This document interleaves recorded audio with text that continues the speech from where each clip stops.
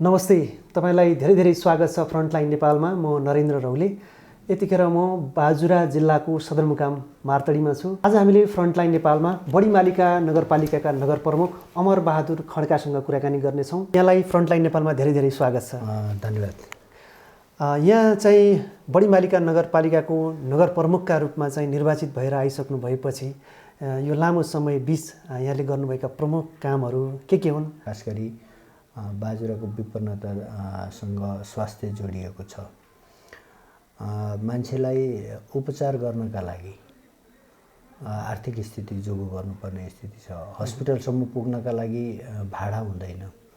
त्यसका लागि हामीले म पदभार ग्रहण गर्ने बित्तिकै पहिलो निर्णय नै मैले कम्तीमा सुत्केरी महिला र अलिक विपन्न, आर्थिक हिसाबले विपन्न र तत्काल हामीले रेस्पोन्स गर्नुपर्ने बिरामीहरूको हकमा चाहिँ निःशुल्क एम्बुलेन्सको हामीले घोषणा गरेका थियौँ। त्यसलाई अहिले कार्यान्वयनको चरणमा ल्याएका छौँ। र खास गरी अहिले जिल्ला सदरमुकाममा रहेको एउटा मात्रै जिल्ला हस्पिटल 50 शय्याको हस्पिटलको प्रक्रियामा छ, भवन बन्दैछ।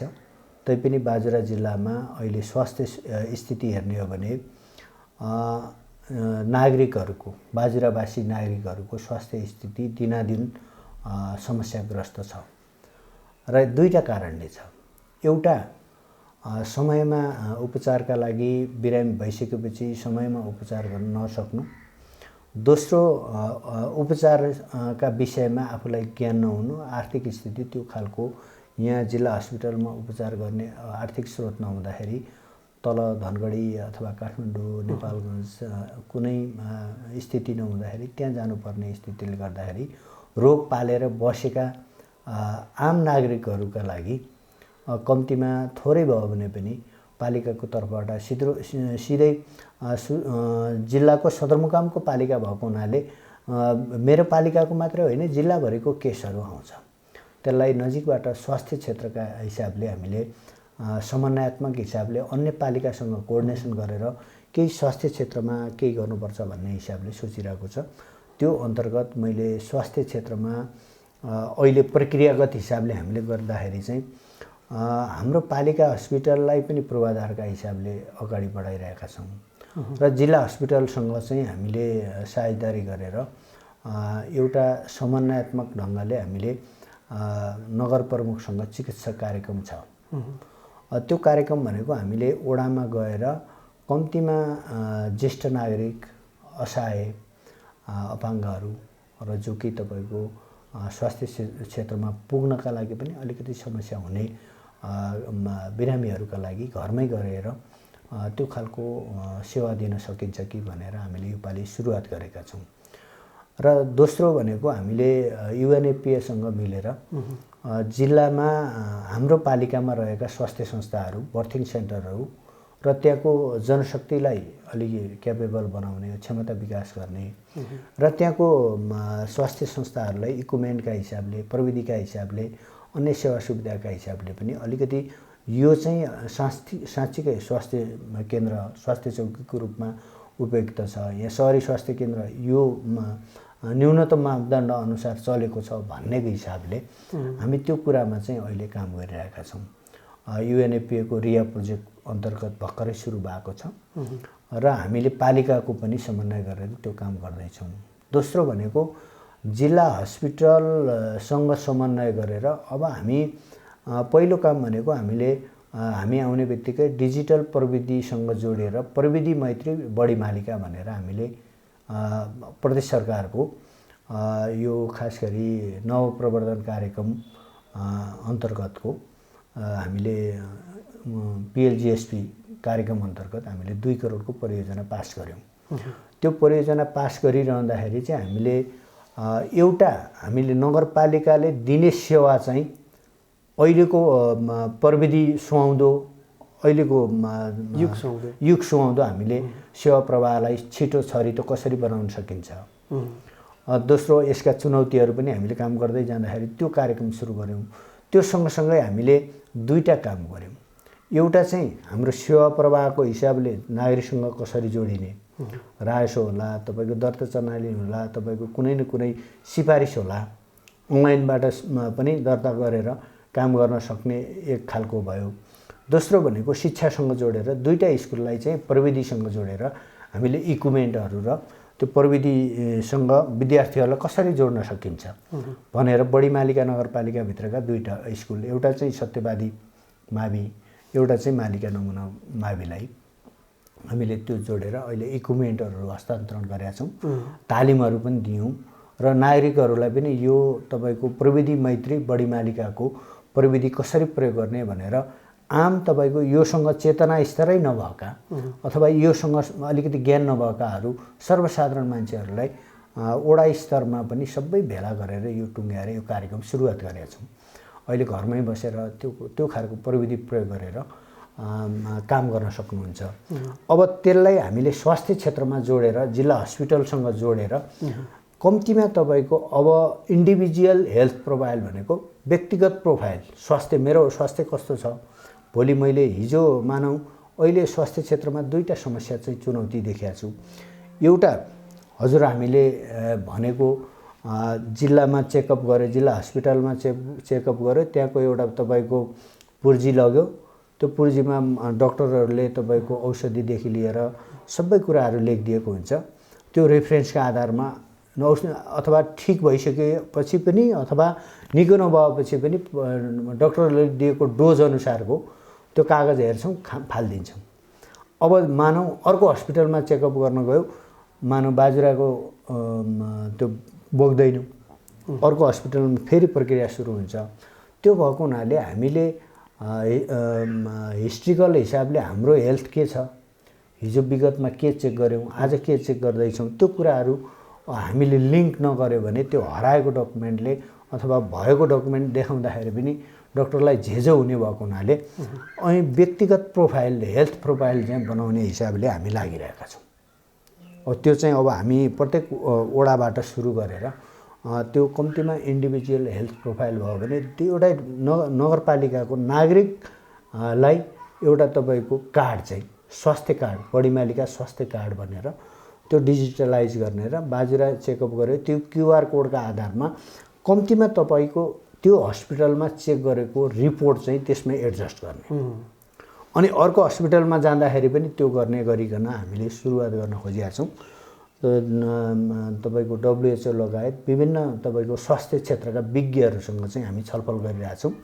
एक लेभलमा जिल्ला हस्पिटलको टिम र विज्ञ र त्यसपछि बडी मालिका नगरपालिकाको स्वास्थ्य शाखाको बिचमा अनलाइन तपाईँको जुम मिटिङ गऱ्यौँ र त्यो सँगसँगै अहिले बाजुरा जिल्लाका सबै जनप्रतिनिधिहरू, सङ्घका जनप्रतिनिधि, प्रदेशका जनप्रतिनिधि र तपाईँको पालिका प्रमुख र उपप्रमुख सबैलाई मेरो आग्रह के छ भन्दाखेरि बाजुरा जिल्लाको जिल्ला हस्पिटललाई हामीले राम्रो बनाउन सक्यौँ भने आज एउटा तपाईँको गरिबीको रेखामुनि रहेको मान्छे उपचारका लागि कम्तीमा तपाईँको बाहिर जानु नपरोस्, आर्थिक हिसाबले विपन्नताले स्वास्थ्य उपचारबाट वञ्चित हुनु नपरोस्।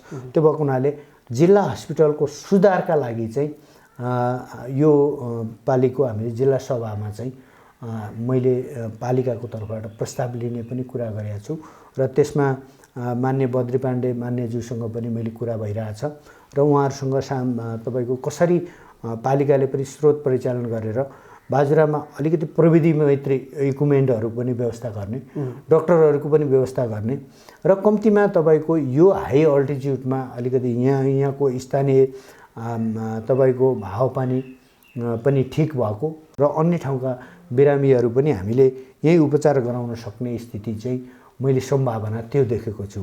र सँगसँगै मैले के हो भनेपछि अहिले नेपालमा दुईटा कुरामा चाहिँ हामी पछाडि परेका छौँ। एउटा डाटाबेसमा छैनौँ हामी, होइन।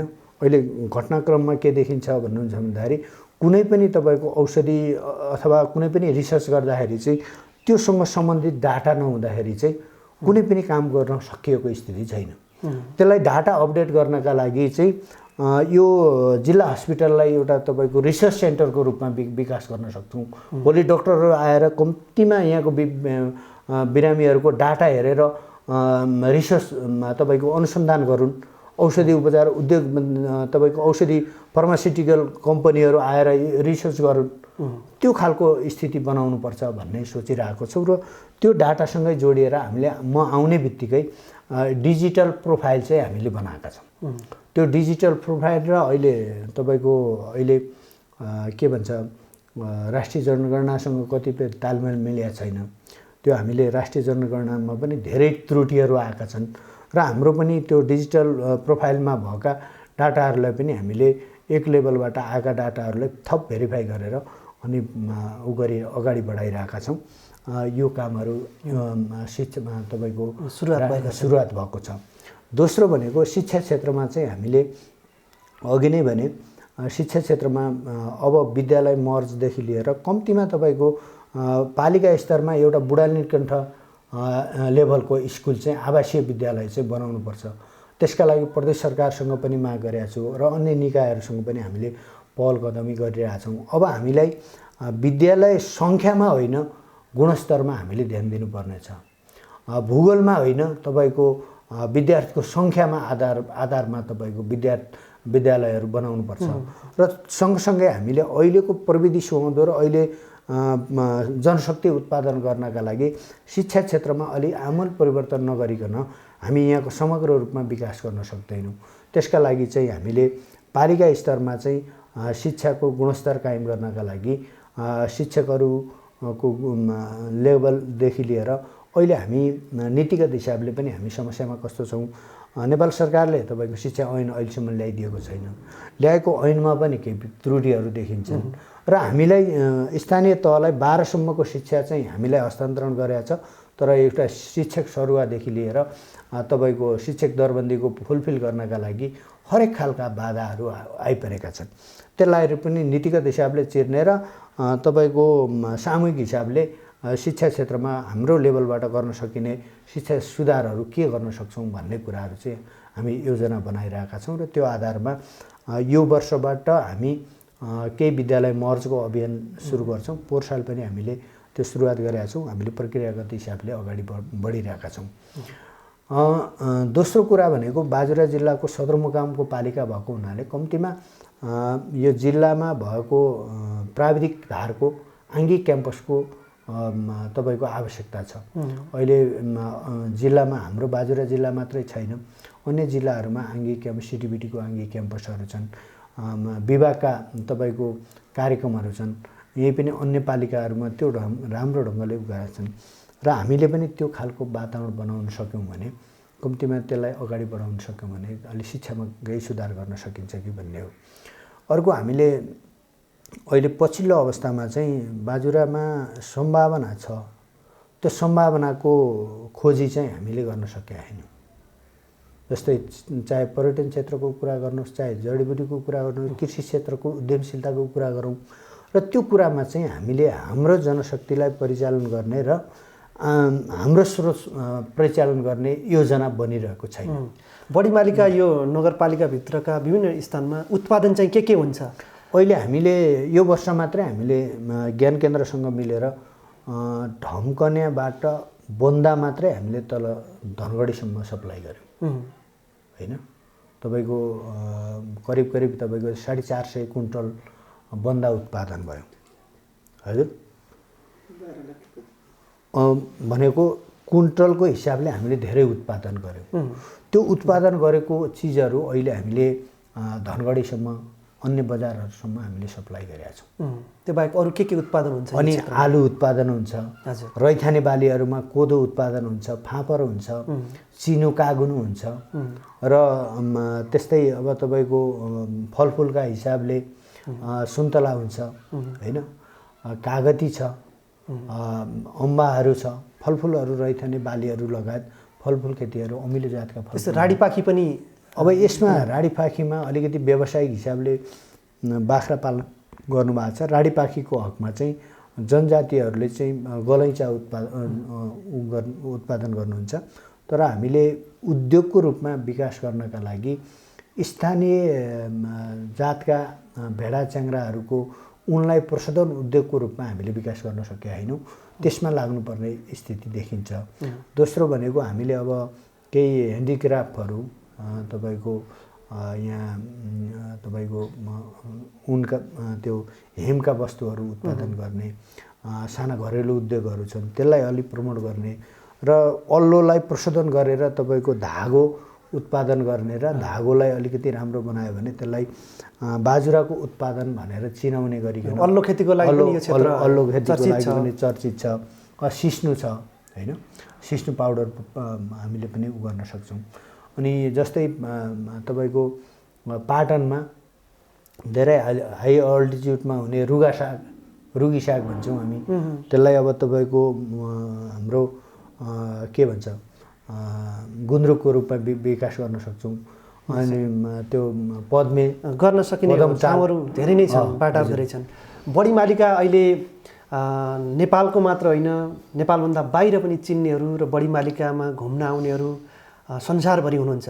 यो सिजनमा पनि मैले मार्तडीमा मैले देख्न पाएँ कि नेपालीहरू यो सिजनमा पनि बढी मालिका घुम्न आएका छन्। यहाँले चाहिँ अब बढी मालिकालाई कुन रूपमा चिनाउन चाहनुहुन्छ र बढी मालिकामा चाहिँ अहिलेसम्म त्यसको प्रचारका लागि वा त्यहाँसम्म जाने बाटो बनाउनका लागि चाहिँ के पहल नगरपालिकाले गरेको छ? सर्वप्रथम त बढी मालिका क्षेत्रलाई बाजुराको मात्र होइन, सुदूरपश्चिमकै मात्र होइन, नेपालकै एउटा पर्यटकीय गन्तव्यको प्रमुख गन्तव्यको रूपमा चिनाउनुपर्छ भन्ने हिसाबले हामी निर्वाचित भएको वर्ष बढी मालिका यात्रा वर्ष सुरु गऱ्यौँ। कार्यपालिका र नगरसभाबाट पारित गरेर हामीले त्योभन्दा अगाडि धनप्रसाद शर्मा पौडेल लगायत एनजिओ सेक्टरका मिडिया सेक्टरका साथीहरूले बाजुराबाट पनि तपाईँको सरकारी टोली चाहिँ जानुपर्छ है, कम्तीमा बाजुराको क्षेत्रमा रहेको यो पर्यटकीय क्षेत्र, धार्मिक क्षेत्र, अन्तर्राष्ट्रिय क्षेत्रमा चिनाउन सकिने सुन्दर फाँटहरू छन्, सबै हिसाबले भर्जिनिटीको हिसाबले छ भन्ने हिसाबले धनप्रसाद शर्मा सिडिओ हुँदाखेरि सरकारी टोलीको रूपमा औपचारिक सरकारी टोली गएको पाइन्छ। त्यसपछिको हामीले म निर्वाचित भएको लगत्तै हामीले बाजुरा जिल्लाका प्रमुख जिल्ला अधिकारी डिएसपी साहब, मेजर साहब, उहाँ सुरक्षा निकायका सरहरूलाई पनि मैले छलफल गरेँ र कम्तीमा हामीले हाम्रो तर्फबाट, पालिकाको तर्फबाट कम्तीमा हाम्रो तर्फबाट तयारी गर्ने पञ्चकन्या, त्यसपछि बाजा जमराहरू, त्यसपछि बाजुरा यो बढी मालिका क्षेत्रमा आउने पर्यटकीय जो पर्यटकहरू छन् उहाँहरूलाई स्वागतका लागि हामीले आधारभूत रूपमा तयारी गऱ्यौँ।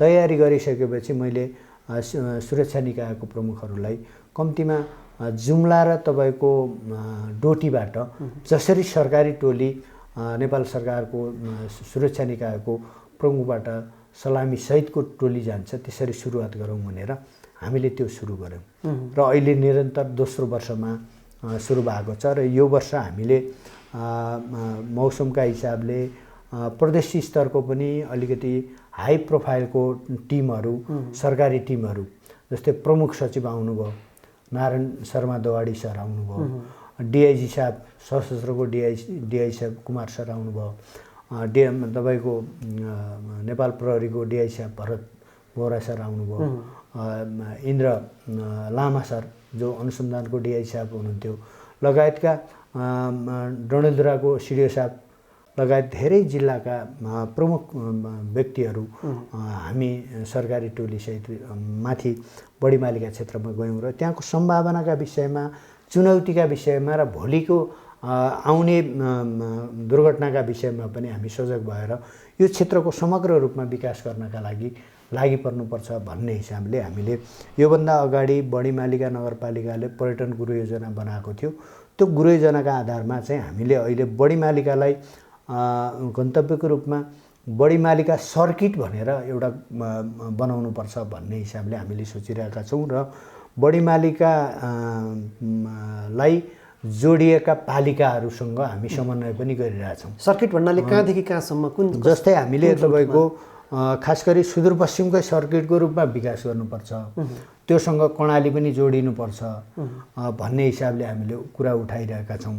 र त्यसमा चाहिँ जस्तै अघि अपी सैपालदेखि लिएर खप्तडसँग जोडिएर तपाईँको हाम्रो बढी मालिका, रामारोसन बढी मालिका, बैजनाथ बढी मालिका, त्यसपछि रारा बढी मालिका हैन।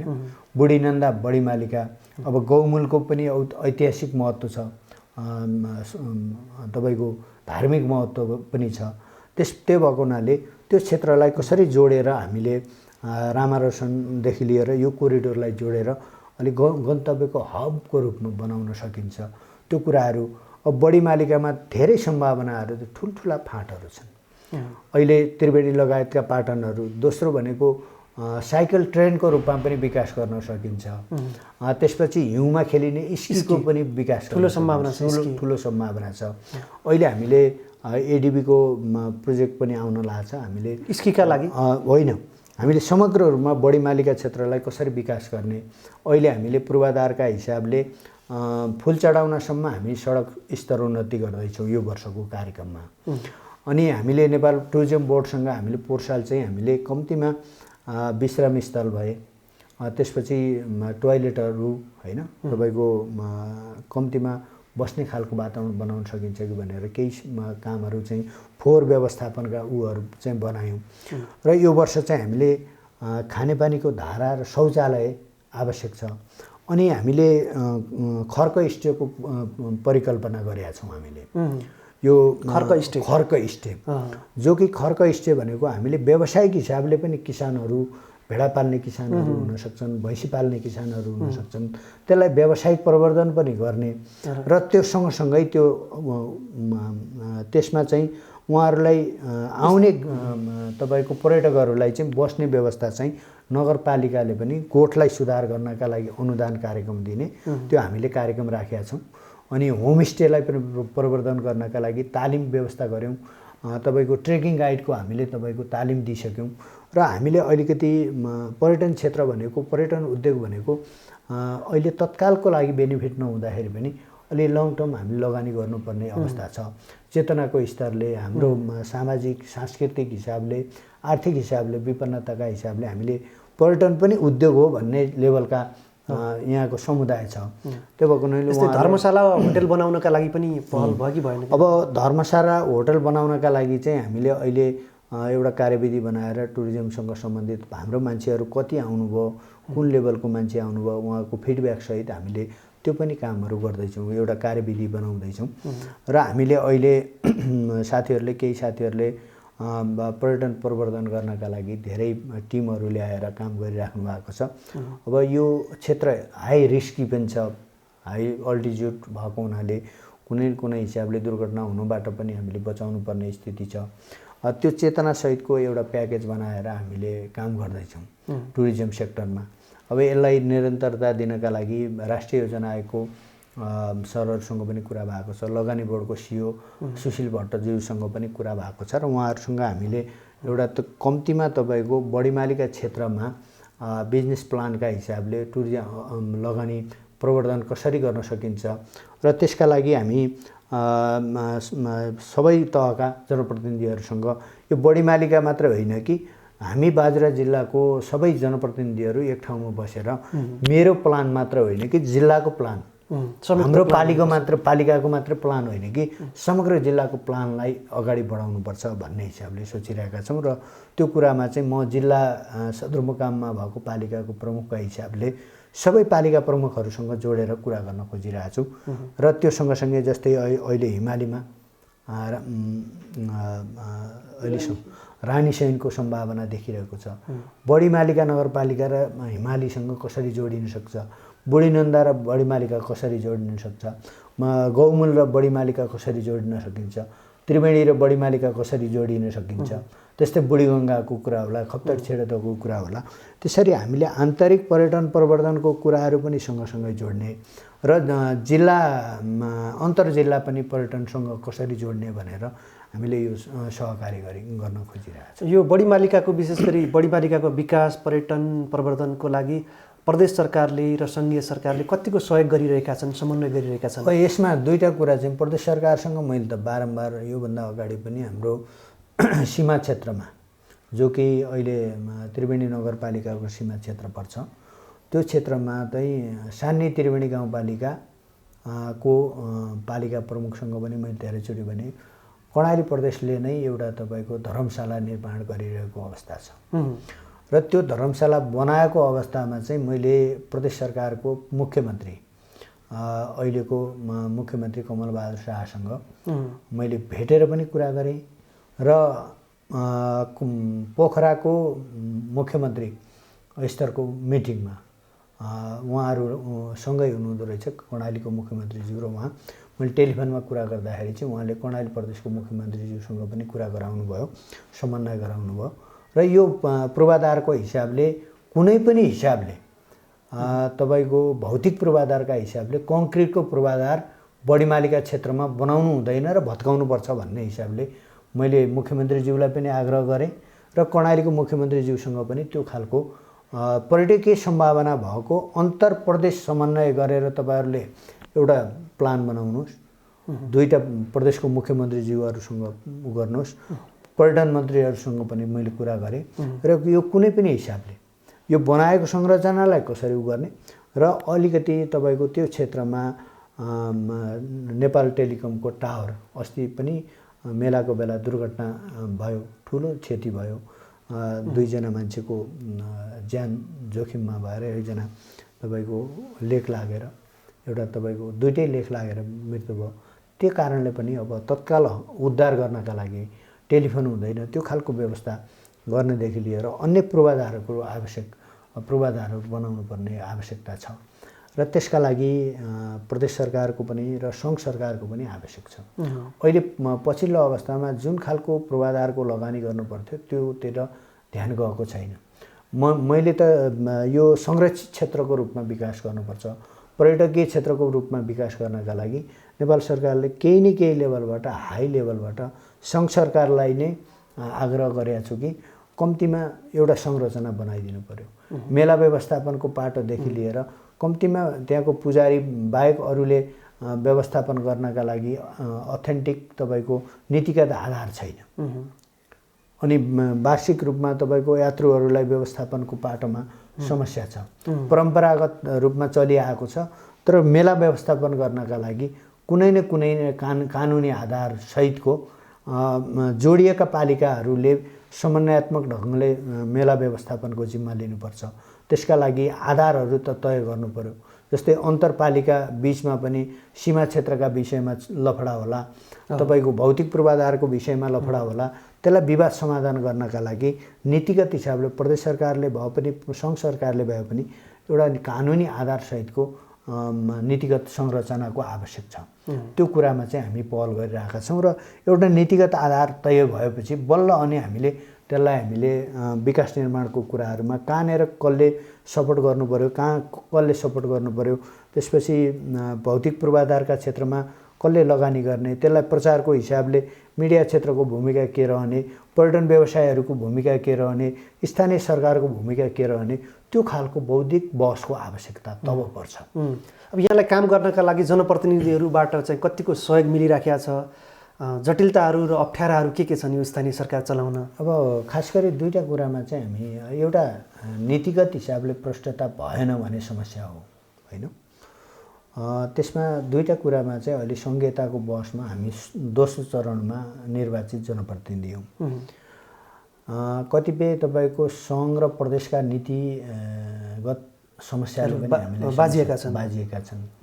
दोस्रो भनेको स्थानीय तहमा पनि हामीले के हो भनेपछि कोर टिमका हिसाबले जनप्रतिनिधिहरूले साझा रूपमा व्यक्तिगत महत्त्वाकांक्षाभन्दा माथि उठेर नगरवासीको तर्फमा जनताको पक्षमा हामीले गर्नुपर्ने कामहरूमा चाहिँ कतिपय तालमेल नमिल्दाखेरि समस्या देखिन्छ।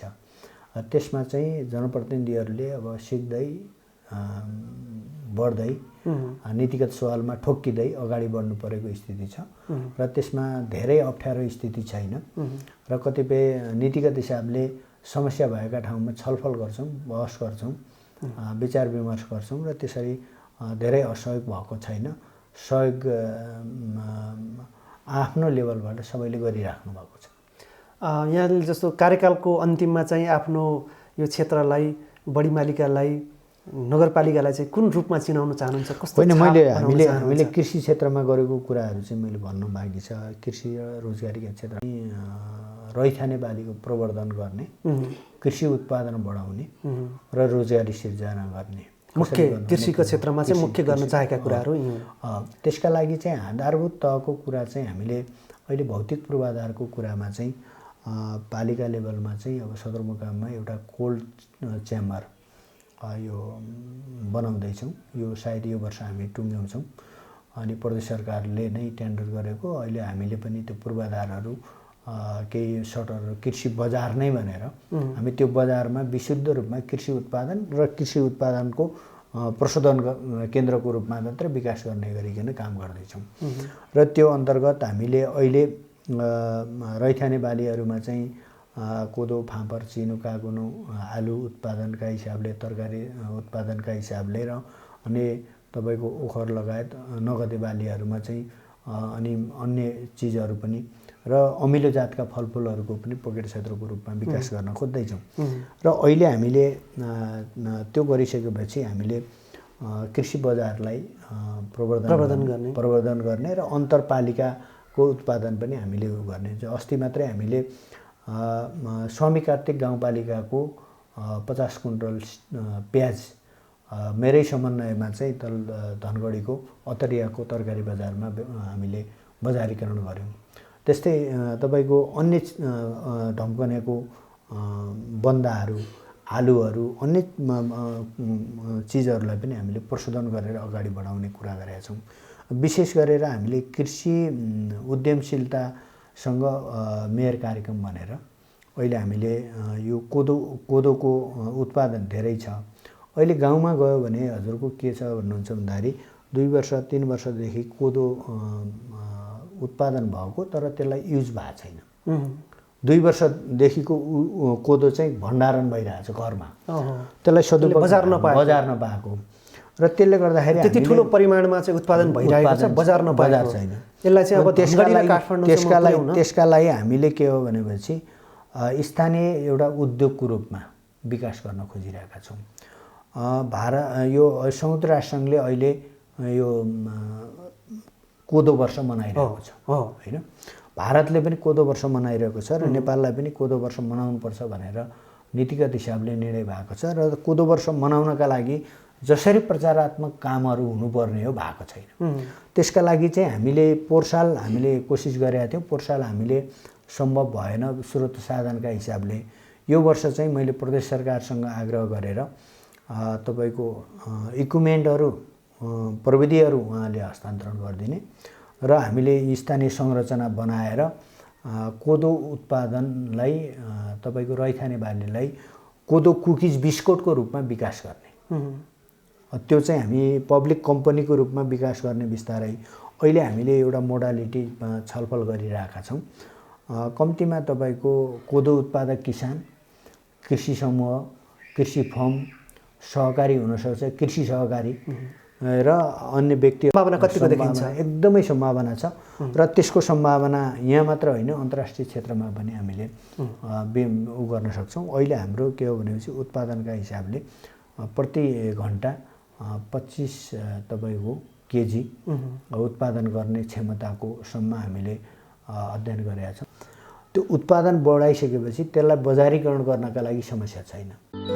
Frontline Nepal, connecting the world. Keep loving, keep supporting.